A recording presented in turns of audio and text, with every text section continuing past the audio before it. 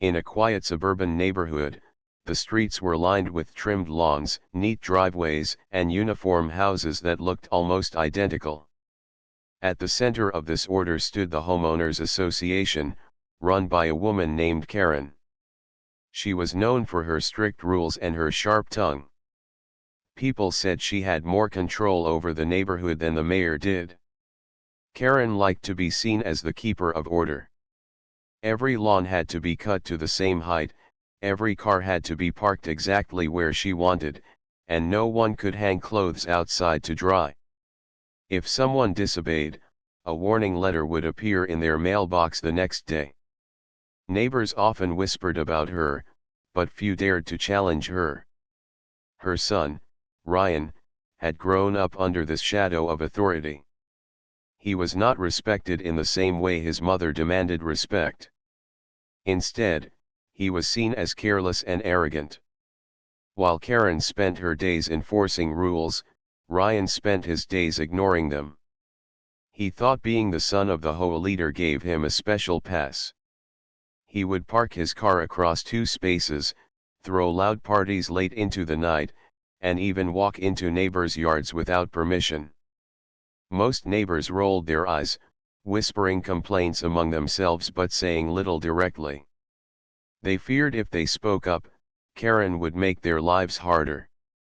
Ryan knew this fear and used it. Whenever someone questioned him, he would smirk and say, "My mom runs the HOA. What are you going to do about it?" One evening, things changed. A family named Lewis had just moved into the neighborhood. They were quiet and polite, happy to settle into their new home. Mr. Lewis worked long hours at a nearby company, and Mrs. Lewis took care of their two young children. They followed every rule carefully, not wanting to upset anyone. But Ryan saw them as easy targets. One afternoon, when the Lewis family was out shopping, Ryan noticed their garage door had not fully closed. Instead of telling anyone, he pushed it open and walked inside. He treated it like a game. He looked around, touching their things, and even grabbed a soda from their fridge. When the Lewis family returned, they were shocked. Mrs. Lewis saw Ryan walking out of her garage with a grin on his face. She froze, unable to believe what she was seeing. Her husband rushed forward and demanded to know what Ryan was doing. Ryan laughed and said, "Relax. My mom runs this place. I can be here if I want." Mr. Lewis was furious. He told Ryan to leave immediately, and when Ryan refused, he picked up his phone and called the police. The moment the words "breaking in" were mentioned, Ryan's grin faltered. But he still tried to act bold. Within minutes, 2 police cars arrived on the street. Lights flashed, and neighbors peeked through their curtains, curious about what was happening. Ryan crossed his arms and said loudly, "My mom runs the HOA. You can't do anything to me." The officers did not look impressed. They asked the Lewis family to explain what had happened, and they listened carefully. Ryan interrupted several times, repeating the same line about his mother being in charge. One officer finally looked at him and said firmly, "Your mother may run the HOA, but she doesn't run the law." The words hit harder than Ryan expected. For the first time, he saw the situation slipping out of his control. He tried to argue, but the officers stepped forward, asking him to sit down while they continued their investigation. Karen soon arrived, rushing to the scene after hearing from a neighbor. She walked straight up to the officers, demanding to know why they were questioning her son. She insisted it was all a misunderstanding, that Ryan had only been checking if the garage door was secure. But the Lewis family stood firm. They described exactly what had happened, and Mrs. Lewis added that she had seen Ryan walking out with a drink in his hand. The officers stayed calm, but their decision was clear. Ryan had entered a home without permission. That was no small matter. Karen argued louder, but her words carried less weight than she imagined. For once, her title as HOA leader meant nothing. As the flashing lights lit up the quiet street, the neighbors whispered again. Only this time, their whispers carried a different tone. They had seen Ryan use his mother's power for years, and now they were seeing the first cracks appear in that shield. And Ryan, who had once walked around with a smirk, now felt the cold reality of being held accountable. The night was far from over, but one thing was certain. His claim of protection through his mother's title would no longer save him. The flashing lights outside the Lewis home drew more neighbors out of their houses. Some stood on porches, others peeked from behind curtains. They had grown used to Ryan's reckless behavior, but this was the first time police officers had stepped in. Ryan sat on the curb, his face red with a mix of anger and embarrassment. His arms were still crossed, but his usual smug expression was gone. He glanced at his mother, waiting for her to take control, but Karen was locked in a heated argument with the officers. "This is unnecessary," Karen said sharply. "He didn't steal anything. He didn't hurt anyone. You are making a scene over nothing. I run the HOA here, and I can tell you this family is only trying to cause trouble." The officers exchanged looks, but they stayed calm. One of them replied, "Ma'am, we respect your position in the neighborhood, but HOA rules do not replace the law. Your son entered someone's property without permission. That is a crime." Karen's lips tightened. She was not used to being spoken to this way. In neighborhood meetings, her word was final. People nodded, even if they disliked her rules. But these officers were not bending to her tone. Meanwhile, Mr. Lewis stood with his arms around his wife and children. He did not raise his voice, but his eyes stayed fixed on Ryan. He had worked hard to bring his family into a safe place, and he would not allow anyone to walk through his door uninvited. The neighbors whispered among themselves.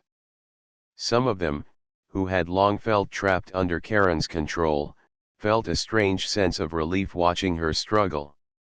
For years, she had written fines for the smallest things, like grass being too tall or trash cans left outside for a few minutes too long. Now she was powerless, and they were witnesses to it. One of the officers turned back to Ryan. "Son, we need to hear your side clearly. Why did you go inside the house when the family was not home?" Ryan looked down, searching for an answer. He wanted to repeat his favorite line, but after the officer's earlier words, it felt weak. Finally, he muttered, "The garage door was open. I just went in for a drink. It wasn't a big deal." The officer's voice grew firmer. "It is a big deal. You do not have the right to walk into someone else's home. Whether or not you took anything, the act itself is against the law. Do you understand that?" Ryan stayed silent. His shoulders dropped slightly, and the silence spoke louder than his earlier arrogance. Karen quickly stepped in again. "He's just a boy. He didn't mean any harm. I'm telling you, this family is exaggerating. We can handle this without charges." "As head of the HOA, I can make sure." "Ma'am," the officer interrupted, "your role in the HOA has no authority in this matter. This is about the law, not neighborhood rules. We suggest you step back and let us do our job." The firmness in the officer's tone startled Karen. She opened her mouth, but no words came out. For the first time, she realized her title meant nothing here. The younger Lewis child tugged on his mother's hand and whispered, "Why did he come into our house?" Mrs. Lewis knelt down and hugged her daughter tightly. "Some people think rules don't apply to them, but they do. You're safe now. The officers finally told Ryan to stand up. They explained that he would be taken in for questioning. The boy's eyes widened, and he looked at his mother in panic. "Mom, do something. You're in charge here." Karen stepped forward, desperation clear in her voice. "You can't take him. This is ridiculous. He's not a criminal. He's my son."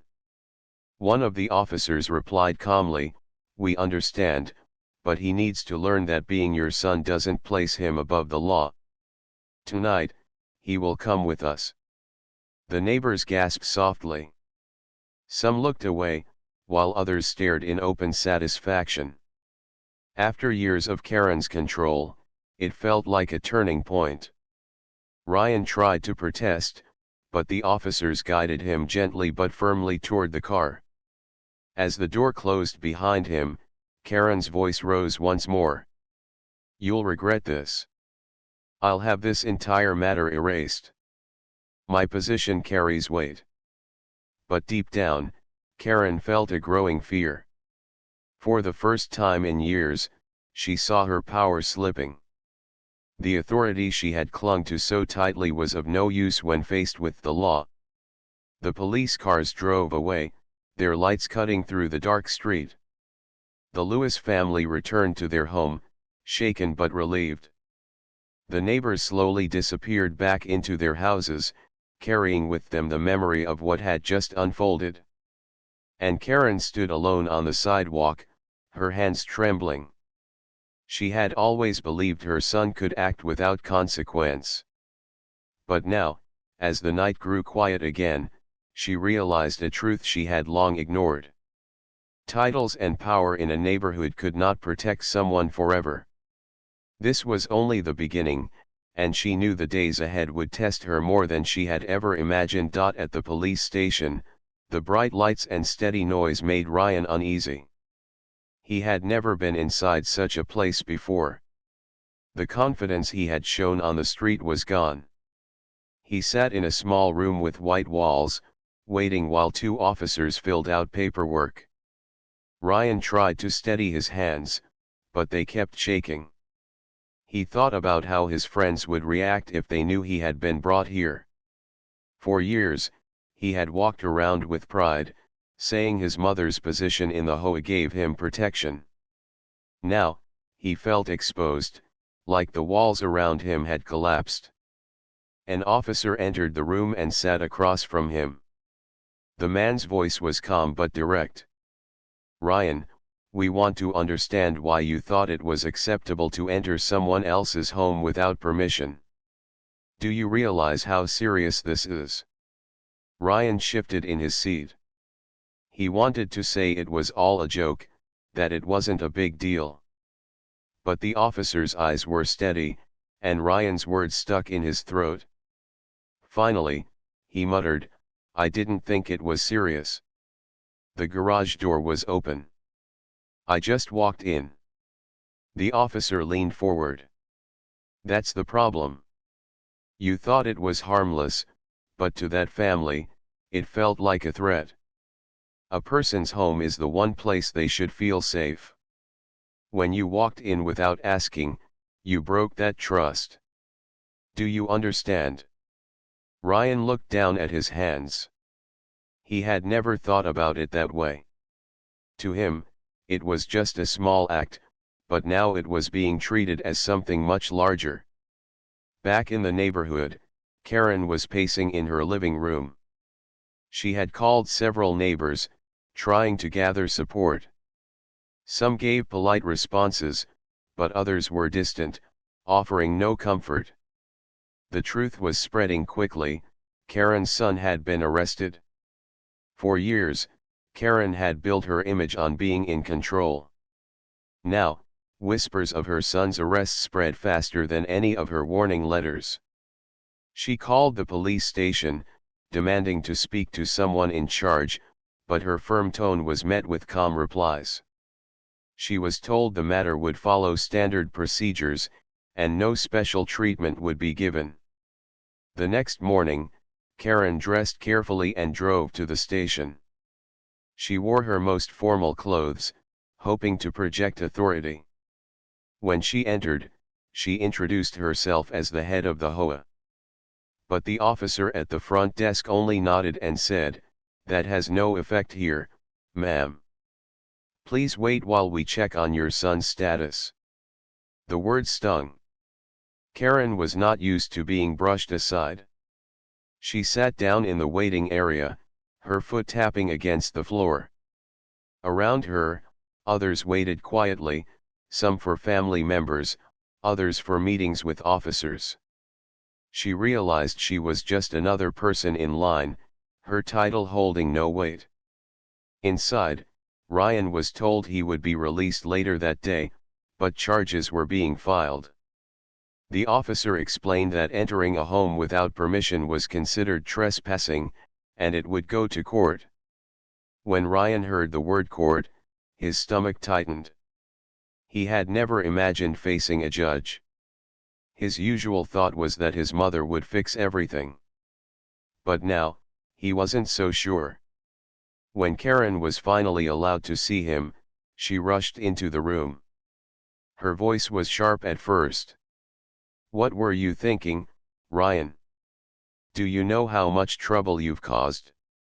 Everyone in the neighborhood is talking about this." Ryan looked at her with tired eyes.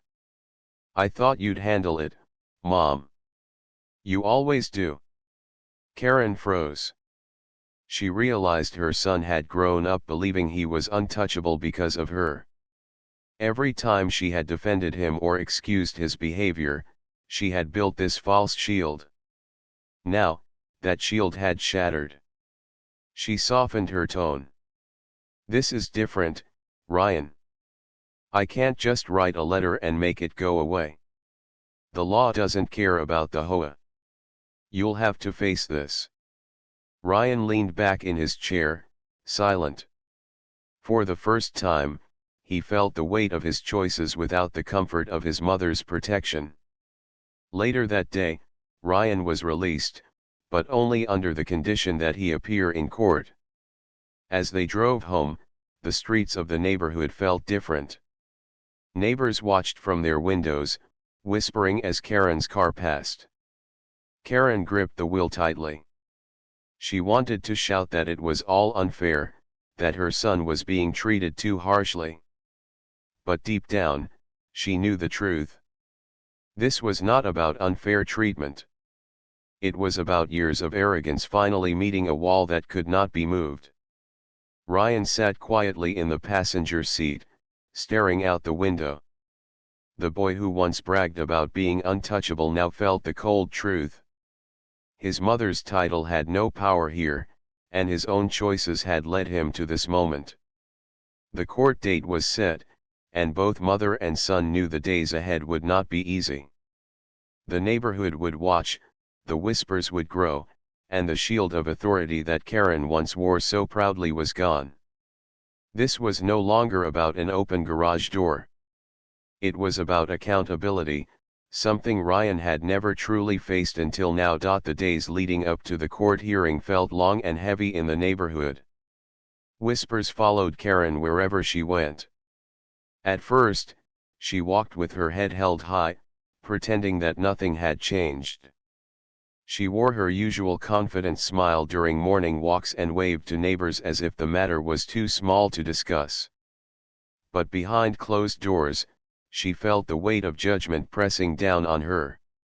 Ryan, meanwhile, stayed inside most of the time.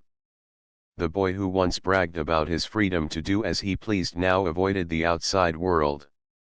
His friends sent messages, but he ignored them. He did not want to face anyone. Even his phone, once buzzing with constant activity, lay silent on his desk. One evening, the HOA held its monthly meeting at the community center. Karen arrived determined to prove she was still in control. She dressed neatly, carried her folder of papers, and spoke loudly as the meeting began. "We are here to discuss neighborhood matters," she announced, her voice sharp. "I expect full attention as always." But the room felt different. Neighbors who usually sat quietly now looked at her with wary eyes. Mr. Lewis was there too, sitting near the back with his wife. Karen glanced at them but quickly moved on. When she began listing small violations, like uncut lawns or misplaced trash bins, someone raised a hand. It was Mrs. Turner, an older resident who had lived in the neighborhood for years. She had never spoken against Karen before, but this time her voice was firm. "Karen," she said, "I think we all agree that small issues are less important right now. What matters more is the example being set in this neighborhood. Your son entered another family's home without permission. That is serious. Instead of worrying about trash bins, maybe we should discuss safety and trust." Murmurs spread across the room. Karen stiffened. She had not expected such direct words. She tried to respond, but another voice joined in. Mr. Patel, who lived on the corner, added, "We've all been quiet for years, but this has gone too far. We have followed every rule you set, while your son broke the biggest rule of all, respecting someone else's home. And instead of accepting responsibility, you tried to cover it up." Karen's face turned pale. She opened her mouth to defend herself, but no one seemed interested in hearing excuses. For the first time, the room was not under her control. Mr. Lewis stood slowly and spoke. His tone was calm, but every word carried weight. "We came to this neighborhood for peace. But when my family saw someone walk out of our garage with a smile on his face, that peace was broken. I am not against rules, but rules mean nothing if the people who make them do not follow them." The room grew silent. Everyone knew he was right. Karen gripped her folder tightly. She wanted to shout, to remind them of all she had done to keep the neighborhood orderly. But deep down, she knew their trust was gone. Her authority had cracked, and nothing she said would repair it tonight. After the meeting ended, Karen walked to her car alone. Usually, neighbors stopped to greet her or ask questions. Now, they walked past her without a word. The silence was louder than any argument. At home, Ryan asked quietly, "How was the meeting?" Karen placed her folder on the table and sank into a chair. "Different," she admitted. "They're turning against us." Ryan looked down. He had never cared about HOA meetings, but now he felt guilty knowing he was the reason for her fading influence. In the following days, preparations for the court hearing began. Papers arrived in the mail, and Karen met with a lawyer. She hoped the matter could be reduced, maybe turned into a fine or community service. But even the lawyer reminded her that the judge would not be swayed by titles. Ryan struggled with sleepless nights. Every time he closed his eyes, he saw flashing lights and heard the officer's words, "Your mother may run the HOA, but she doesn't run the law." The sentence repeated in his head, forcing him to realize that his actions had real consequences. The neighborhood grew restless.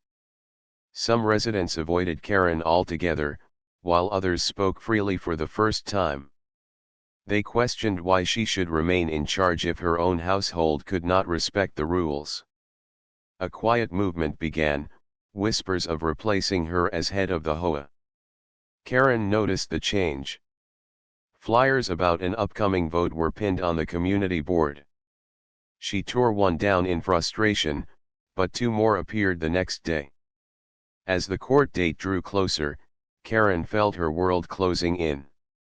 She was losing her power in the neighborhood, and Ryan was facing something bigger than any warning letter or fine. For years, she had believed control was enough to keep order.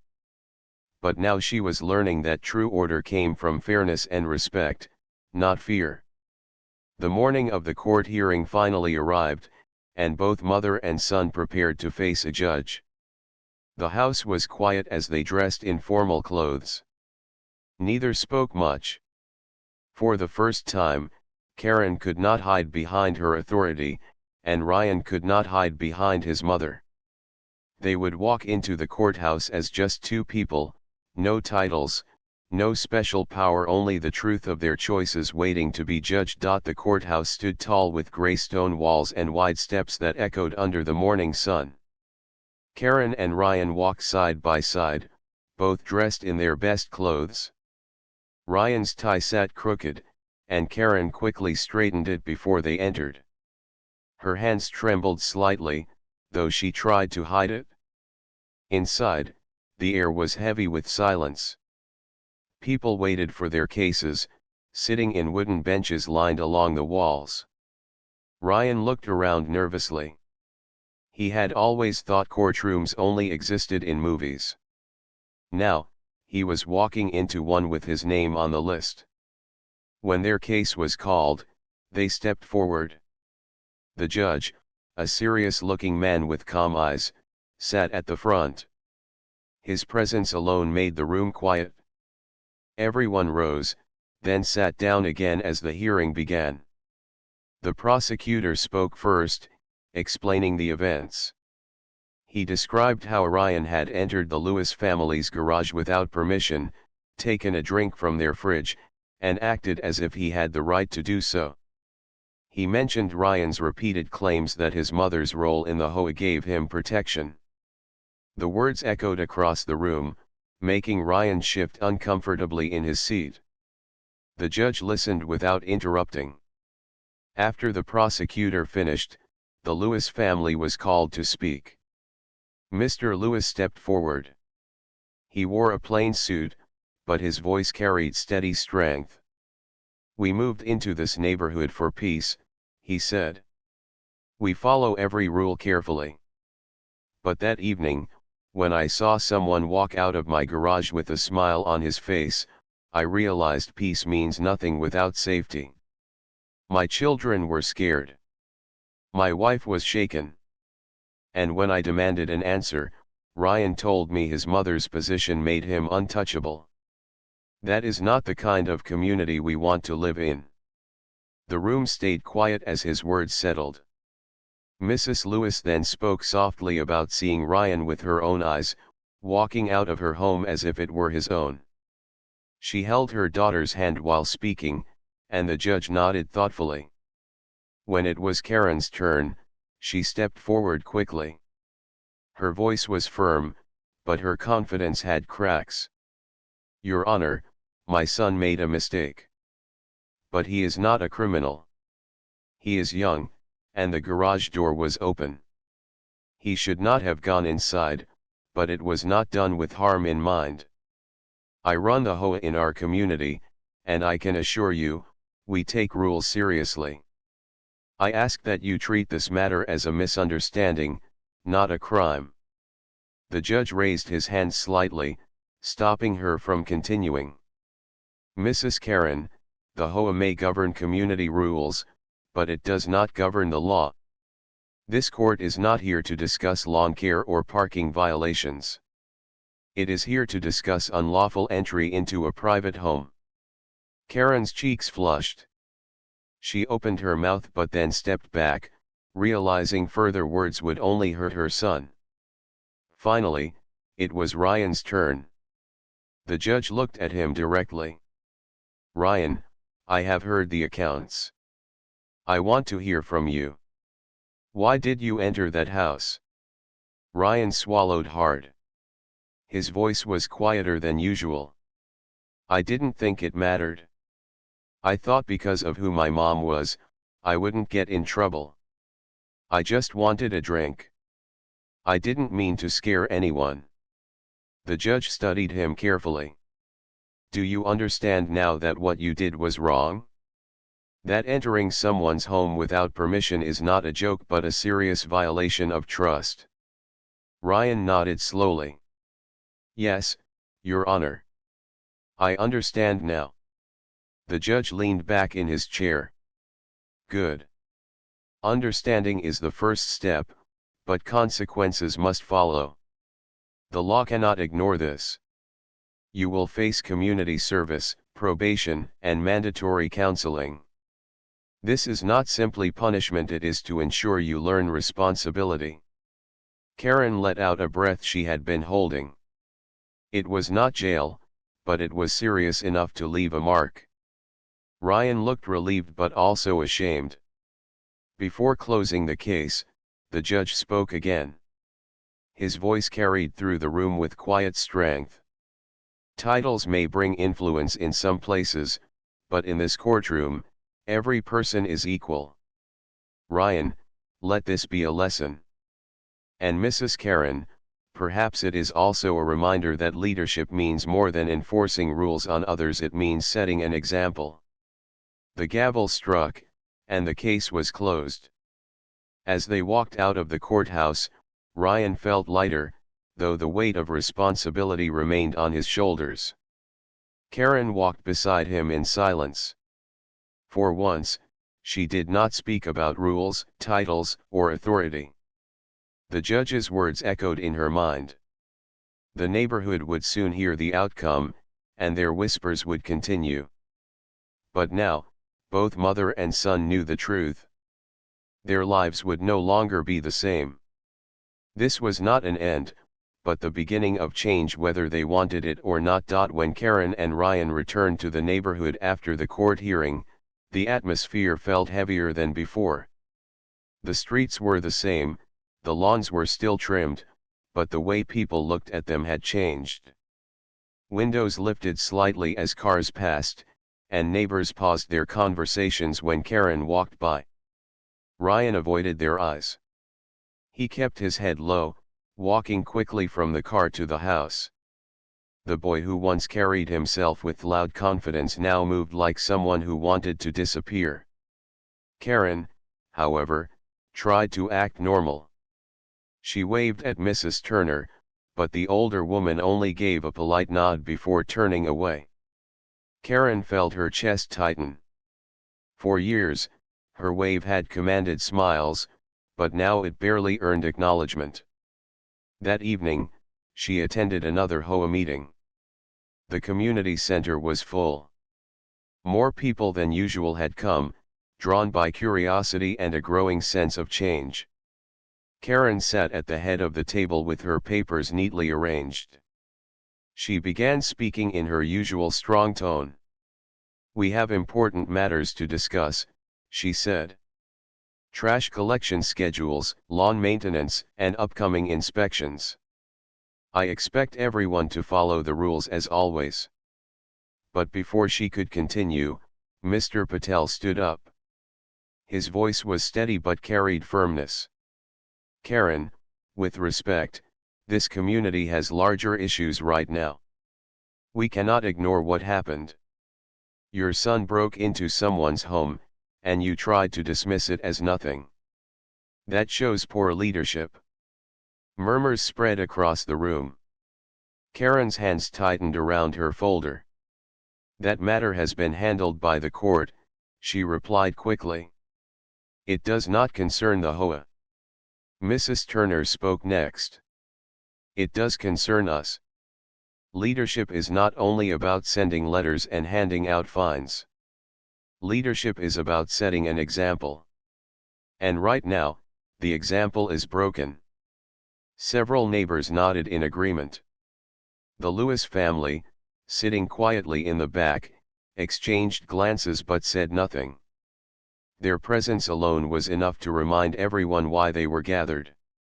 Karen raised her chin. "I have worked for years to keep this neighborhood in order. Without my rules, this place would fall apart. You all know it." But another neighbor, a younger man named Daniel, shook his head. "We followed your rules because we had no choice. But respect is not built on fear. It is built on fairness. And we have seen how unfair things have been." The room grew tense. Karen felt her control slipping further. Then Mr. Lewis finally stood. His voice was calm, but it silenced the room. "We are not here to destroy order. We are here to rebuild trust. This neighborhood deserves leadership that treats everyone equally. No one should feel above the rules, not even the ones who make them. His words hit harder than any complaint. People clapped softly, and the sound grew louder. Karen looked around, stunned. She had never heard applause in these meetings before. Then Daniel spoke again. "We have the right to vote for a new head of the HOA. I think it's time we consider it." Karen's face drained of color. "You want to remove me?" she asked, her voice breaking slightly. "We want fairness," Mrs. Turner replied. "This is not personal, Karen. But trust has been lost. And without trust, leadership cannot stand." The motion for a vote was agreed upon. A date was set for the following week. The meeting ended with a buzz of quiet conversations, while Karen sat frozen in her chair. Her papers, once her shield, now felt like useless scraps. That night, at home, Karen sat silently at the kitchen table. Ryan entered the room, sensing her gloom. "What happened?" he asked. "They want to vote me out," she whispered. Her voice carried more sadness than anger. Ryan sat down across from her. For the first time, he did not smirk or shrug. He looked genuinely sorry. "This is because of me," he said softly. Karen shook her head. "It's not only you. It's me too. I thought power meant control. I thought if I kept order with strict rules, people would respect me. But respect doesn't work that way." Ryan had no answer. He lowered his gaze, realizing how much his actions had cost them both. The days that followed were quiet. Neighbors avoided Karen, and Ryan stayed inside. Flyers about the upcoming vote appeared again, this time openly posted on doors and boards. No one tried to hide their desire for change.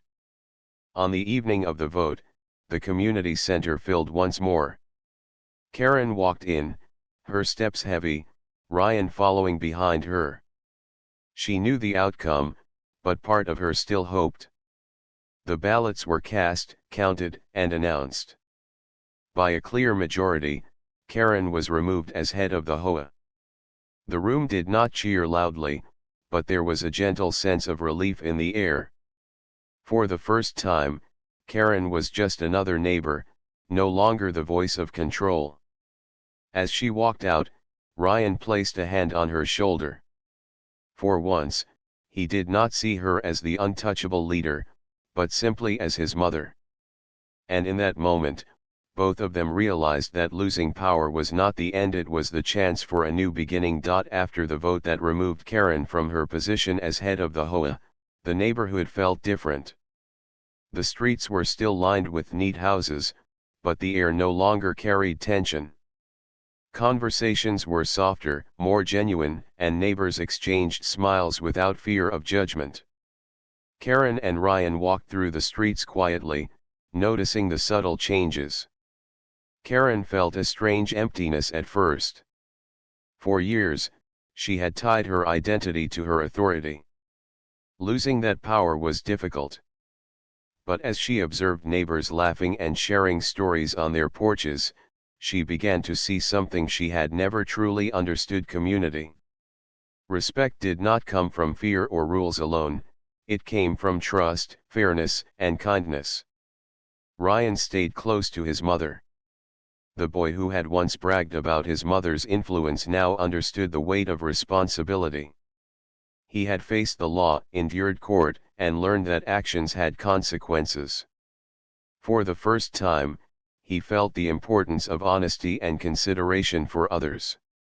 One morning, Karen and Ryan walked past the Lewis home. Mr. Lewis was planting flowers with his children in the front yard. He waved at them, and Karen hesitated for a moment before returning the gesture. Ryan nodded quietly, a small sign that he too wanted to start fresh. A few days later, Karen decided to visit the community center.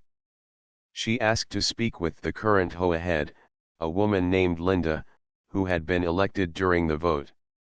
Karen entered with humility and sincerity, wanting to understand how she could contribute without commanding. Linda welcomed her kindly. "Karen, it's good to see you. We can use your experience, but this time, it's about cooperation, not control." Karen nodded. "I've learned a lot. I see now that leadership is more than rules. I want to help the community, not dominate it." Linda smiled. "That's the right approach. Everyone can play a part in making this neighborhood better. Even small acts of kindness count." Karen left the meeting with a lightness she had not felt in years. She realized that respect could be earned in ways that did not involve authority or fear. Helping neighbors, listening to their concerns, and acting fairly could rebuild the trust she had lost. At home, she spoke with Ryan about what she had learned. "Your actions caused trouble," she said gently, "but they also taught me something important. We both need to be better. You need to think before acting, and I need to guide, not control." Ryan nodded seriously. "I understand, Mom. I won't act like I'm untouchable anymore. I want to do the right thing." In the weeks that followed, Karen and Ryan began to change their habits. Karen joined neighborhood projects, helping organize clean UPS and assisting with small repairs. Ryan offered to help neighbors carry groceries, fix fences, and even play with younger children in the park. Their efforts were small at first, but neighbors noticed. Slowly, trust began to return. Mrs. Turner stopped by one afternoon with a tray of cookies. "I see the change," she said kindly. "It's good to have you both back in the neighborhood in a positive way." Ryan smiled, a shy but genuine expression. "We're trying," he said. Even Mr. Lewis nodded when he passed them on the street. "I see you're making an effort," he said quietly. "Keep it up." Karen realized that true influence did not come from holding a title. It came from being responsible, respectful, and helpful. Ryan understood that actions had consequences, and that humility was more valuable than boasting. Together, they were learning a new kind of leadership, one built on example rather than authority. As the months passed, the neighborhood began to feel united again. People laughed on their porches, children played in the yards without fear, and Karen and Ryan became part of the harmony rather than the tension. One evening, as the sun set and painted the streets in golden light, Karen and Ryan walked together, side by side. Neither spoke for a while, but both felt a quiet satisfaction. They had faced consequences, learned lessons, and rebuilt their lives. For the first time, Karen did not think about power or control. Ryan did not think about shortcuts or influence. They simply thought about being part of a community that worked together, respected one another, and valued trust above all.